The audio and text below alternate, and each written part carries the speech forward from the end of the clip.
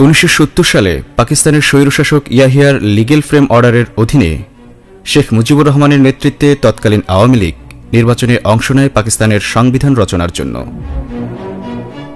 নারায়ণগঞ্জ সহ সারা দেশে আওয়ামী লীগের নির্বাচনী বক্তব্য ও ম্যানিফেস্টো ছিল পাকিস্তানের জাতীয় সংহতির পক্ষে, পাকিস্তানের অখণ্ডতার পক্ষে। 70-এর নির্বাচনে আওয়ামী লীগের ম্যানিফেস্টো বা নির্বাচনী প্রচারণায় বাংলাদেশের স্বাধীনতা নিয়ে একটি শব্দ পর্যন্ত ছিল না। উল্টো শেখ মুজিব রেডিওতে দেয়া নির্বাচনী বক্তব্যে পাকিস্তান জিন্দাবাদ বলে তার বক্তব্য শেষ করেছিলেন। মুজিব শেষ পর্যন্ত এই পাকিস্তান জিন্দাবাদকে রক্ষা করতেই কাজ করে গেছেন এবং স্বায়ত্তশাসন দাবির আড়ালে মূলত স্বাধীনতা আন্দোলনকে স্তব্ধ করে দিতে কাজ করেছেন। তার প্রমাণ আপনারা দেখুন। প্রথমেই আমরা শুনে নেই রেডিও পাকিস্তানে দেয়া শেখ মুজিবের ভাষণটির কিছু অংশ। We believe that with the support and confidence of the people which our party enjoys, we shall inshallah be able to successfully to meet this challenge. Pakistan Jindabad. চলুন শেষের অংশটি আবার ভালো করে শুনি। Be able to successfully to meet this challenge. Pakistan Jindabad. আমরা কি শুনলাম? শেখ মুজিব নিজের কণ্ঠে পাকিস্তান জিন্দাবাদ বলে ভাষণটি শেষ করলেন। এবার আসি 1971 সালের 7 মার্চের ভাষণে। সিদ্দিক সালেকের উইটনেস টু সারেন্ডার গ্রন্থ থেকে জানা যায়, শেখ মুজিব 7 মার্চের ভোররাতে পাকিস্তানের প্রেসিডেন্ট ইয়াহিয়ার সাথে ফোনে আতাত করলেন এবং ইয়াহিয়ার পরামর্শ ও নির্দেশে সিদ্ধান্ত নিলেন তিনি 7 মার্চের ভাষণে স্বাধীনতার ঘোষণা দিবেন না। কিন্তু বাংলাদেশের সেনাবাহিনী সহ অন্যান্য বাহিনীর বাঙালির সদস্যরা এবং স্বাধীনতাকামী 7.5 কোটি মানুষ যেহেতু স্বাধীনতা যুদ্ধের ঘোষণার জন্য উন্মুখ হয়েছিলেন, সেহেতু তাদের চাপ থেকে রক্ষা পেতে শেখ মুজিব ঢাকা ক্যান্টনমেন্টের জিওসি খাদিম হোসেন রাজার কাছে সাহায্য চাইলেন এবং বললেন তাকে যেন পাকিস্তান আর্মির হেফাজতে নেওয়া হয়, যার প্রমাণ রয়েছে উইটনেস টু সারেন্ডার গ্রন্থের 53 নং পৃষ্ঠায়। বাংলাদেশের মানুষের স্বপ্ন ও আকাঙ্ক্ষাকে বিলীন করে পাকিস্তানের বর্বর ইয়াহিয়ার স্বপ্ন পূরণ করতে 7 মার্চের ভাষণে স্বাধীনতার ঘোষণা দিলেন না শেখ মুজিব। যখন বাংলাদেশের মানুষ প্রস্তুত যুদ্ধের জন্য, স্বাধীনতার জন্য, তখন শেখ মুজিব স্বাধীনতা ঘোষণার বদলে যুদ্ধের প্রস্তুতি নেয়ার ভণ্ডামে আহ্বান জানালেন, যা কোনোভাবেই জনমনের প্রত্যাশা পূরণ করেনি।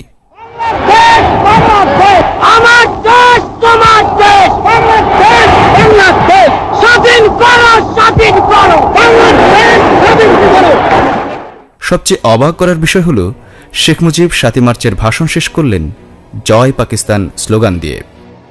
আওয়ামী লীগ যেমন মিথ্যার আবর্জনা দিয়ে ইতিহাসকে বিকৃত করে চলেছে, তেমনি সত্য রেকর্ড ও ডকুমেন্টসগুলোকেও অপকৌশলের মাধ্যমে নষ্ট করে দিয়েছে।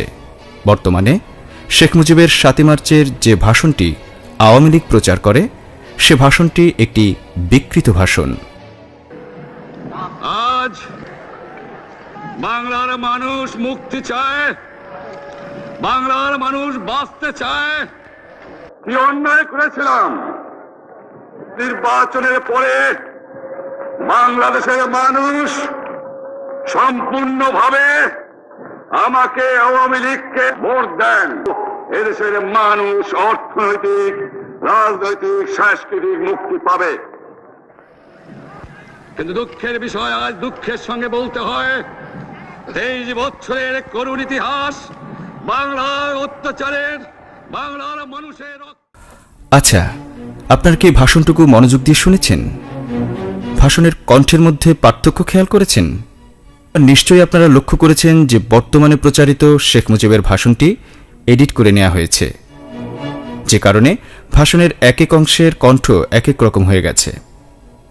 আচ্ছা, এবার আসি ভাষণটির শেষ অংশে। এবারে সংগ্রাম আমাদের মুক্তির সংগ্রাম, এবারে সংগ্রাম স্বাধীনতার সংগ্রাম। জয় বাংলা। শুধু কণ্ঠ নয়, বাক্য প্রক্ষেপণের মধ্যেও অসামঞ্জস্য রয়েছে। এখানে মূলত জয় পাকিস্তান অংশটা ফেলে দিয়ে জয় বাংলাটুকু লাগানো হয়েছে। আরও প্রমাণ দিচ্ছি। এবারের সংগ্রাম স্বাধীনতার সংগ্রাম যখন বলছেন, তখন শেখ মুজিবের সরাসরি মুখ দেখা যাচ্ছে, অর্থাৎ শেখ মুজিব যে নিজের কণ্ঠে বলেছেন সেটি ভিডিওতে দেখা যাচ্ছে। কিন্তু যখন জয় বাংলা বলছেন, তখন শেখ মুজিবকে না দেখিয়ে উপস্থিত জনগণের ফুটেজ দেখানো হচ্ছে। কারণ কি? কারণ এটাই যে শেখ মুজিব জয় পাকিস্তান বলে তার ভাষণ শেষ করেছিলেন। তবে সত্যকে বেশি দিন ছাইচাপা দিয়ে রাখা যায় না। শেখ মুজিবের আসল বক্তব্যটি এবার আবিষ্কৃত হয়েছে। শুনুন সেই অংশটুকু। বাংলা, জয় পাকিস্তান, জয় বাংলা, জয় পাকিস্তান। জয় পাকিস্তান বলে 7 মার্চ যে শেখ মুজিব ভাষণটি শেষ করেছিলেন তার আরও প্রমাণ রয়েছে। 7 মার্চে শেখ মুজিবের ভাষণের সময় মঞ্চের সামনে বসে বক্তব্য শোনা প্রখ্যাত সাংবাদিক ও বাম রাজনীতিক নির্মল সেন তার আমার জীবনে 71-এর যুদ্ধ বইয়ে উল্লেখ করেছেন যে একথা সত্য, শেখ সাহেব 7 মার্চের বক্তব্যের শেষ দিকে বলেছিলেন জয় বাংলা, জয় পাকিস্তান। এছাড়াও নির্মল সেন আরও লিখেছেন যে শেখ সাহেব কেন জয় পাকিস্তান বলেছিল সে বিষয়ে তিনি তাকে জিজ্ঞেস করেছিলেন। তখন শেখ সাহেবের মুখ কালো হয়ে গিয়েছিল। তখন তিনি বললেন, আমাকে স্বাধীনতার ঘোষণা দিতে হলে অনেক পথ অতিক্রম করতে হবে।